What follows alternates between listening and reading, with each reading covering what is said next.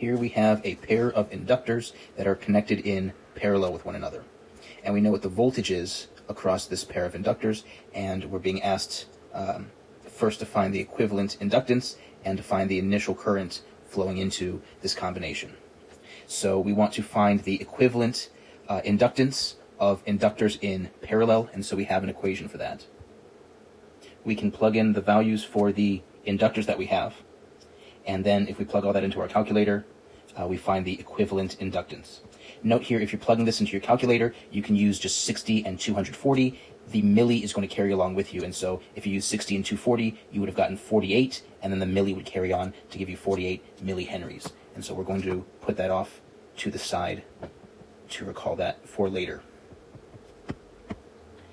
The second thing that we're being asked is about the initial current. So that's going to be the current being supplied to the entire combination. We're told that the initial values of I1 and I2, the two currents and the two specific inductors, are +3 and -5. And given that they're both being directed downwards, that tells us that this would be +3 would be 3 in the downwards direction, -5 would be 5 in the opposite direction. And so we can see here that if we have 5 amps coming this way and only 3 go that way, we must have another 2 amps going that way. That tells us that this initial value of the current would be 2 amps, and that is going to be negative for us. Another way to think of that is if we actually redraw this as a equivalent inductor, the initial current is 2 amps going that way, and the voltage here would be the same voltage as we have for the combination. Now we're being asked to find the I of t, the current passing through the equivalent inductor, or the current being supplied to this combination of inductors. We already know the initial current, and the initial current is required for any inductor calculations. We know the equivalent inductance here, so we can treat this as just one single inductor and simplify our calculations. And we want to find I of t, the current going through a single inductor. We have an equation for that. Again, we know what the inductance is. We found the equivalent inductance for this combination. We're told that the initial values of the current are given, and so we found an initial value here, so implicitly we just let t equals 0 seconds be our initial time, and we know the voltage being applied to this combination. That's the same as the voltage being applied to the equivalent inductor, and we have a expression for that voltage as well. So we can go ahead and plug all these values into our equation to solve for I of t. Make sure that you're using your simplest units, your base units. So 48 millihenries, this is 30 millivolts, so include the milli there as well. We're going to take the function of t and we're going to rewrite it and express it in terms of t prime, and we're going to go ahead and do this integral in terms of t prime. Notice we can pull this out front, this is added to the end, that's separate, so really we're only integrating this exponential function. I missed a negative sign there, and there makes that positive there. And so we end up with this equation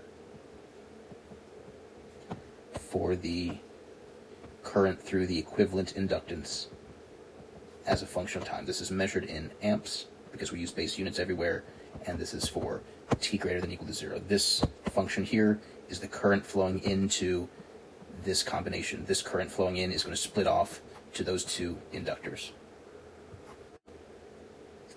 We found the current being delivered to the equivalent inductance, so that's the current flowing in this direction as a function of time. What we're being asked now is to find I1 and I2, these two currents through each inductor, as a function of time. And we said that in the very initial condition, KCL had to be satisfied, so if we knew these two currents, this one should agree with them. What we're going to do now is to find I1 and I2 as functions of t. We know what the initial currents are.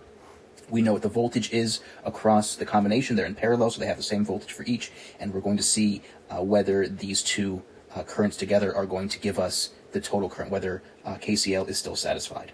So we know the initial values of I1 and I2. We're given those, and we have to know those for our calculations.